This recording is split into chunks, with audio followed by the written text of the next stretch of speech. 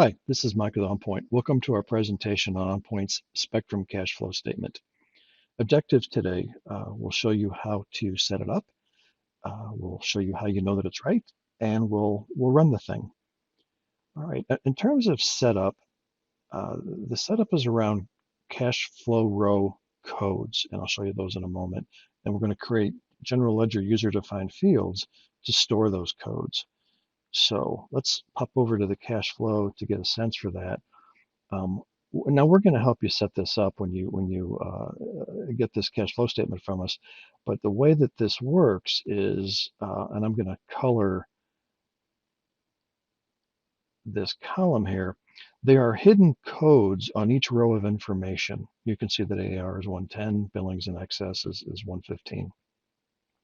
The way that this statement works is you go into your general ledger chart of accounts, you create a user-defined field, and then within that user-defined field, you indicate the code to map your GL chart of accounts to where that account balance should land on the statement of cash flows.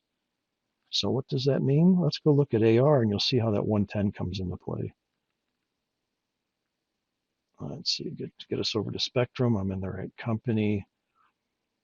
I'll go to General Ledger. And the first thing that you'll do is you'll go to Maintenance, GL User-Defined Fields, and you'll make a new one. Now I've got that in here though. I made one called Cash Flow. All right. And we're going to help you through this when you get this cash flow statement from us. And then you go into your master file, chart of accounts, and I'm just going to let's pull up AR since we were picking on him. Here's accounts receivable. You'll go into each account, into user defined, and you'll tell it on the cash flow, what's the code? And let's say that you had AR, you had retainage receivable, and you had miscellaneous receivables, and you wanted all those to land on that trade receivables, change in trade receivables on the cash flow. You'd make all those codes 110, and it would grab all three accounts and mush them up onto that row on the cash flows. Now, there's a lot there are a lot of accounts. There could be, at least in your chart of accounts, and that could be a lot of maintenance. We've got a free video on how to use the Spectrum SDX Excel upload to electronically upload those values from Excel if you do indeed have data exchange. So you can check out that free webinar on our website. So basically, then we populate these codes. That's the first part of setup. Populate the codes, and then go over to General Ledger and put those in the user-defined fields. Now, how do you know that it's right? Okay. Well, if all of your accounts are not mapped, and let's just take, for instance, 110 out of there to show this example. If they're all not mapped, they won't show up on the cash flows. And what we've done is we've put a trigger, a trigger kind of in the sense, a warning that it doesn't balance. All right. So then you know that not all of your accounts have been mapped. You have to go back and find that. And then voila, you've got it covered. Tips and tricks. It's quite easy on your chart of accounts, and I've got the chart of accounts popped open here. You can see I've got a visual here, and I could even, I can slide this puppy over. I can go down and just verify where all of my codes are if I am troubleshooting like that. So how do you know it's right? We've built in that warning if they're not all mapped.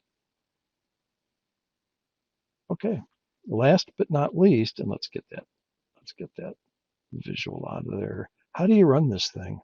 Well, you'll pop it open at the end of every month, week, whatever that you're running it.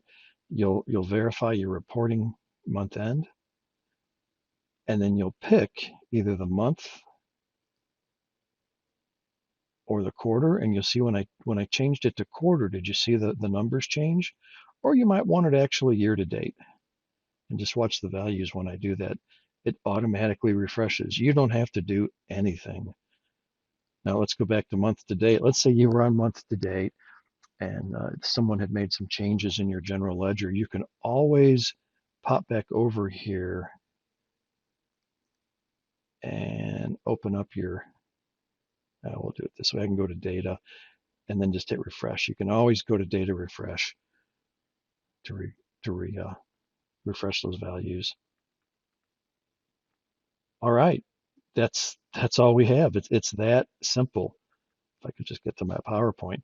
I showed you how knowing that it's right, and I showed you also how to refresh it. So in recap, when you do buy this from us, we'll help you set things up, and we'll walk through everything we've done just now, and including the mass update for those values. Barkley, I will hand it off to you. Thank you. Thanks, Mike, and thank you everyone for watching. If you'd like additional information or have any questions at all, please feel free to contact us at any time. We are here to help. You can reach us at 877-213-3860 or client care at onpoint-software.com.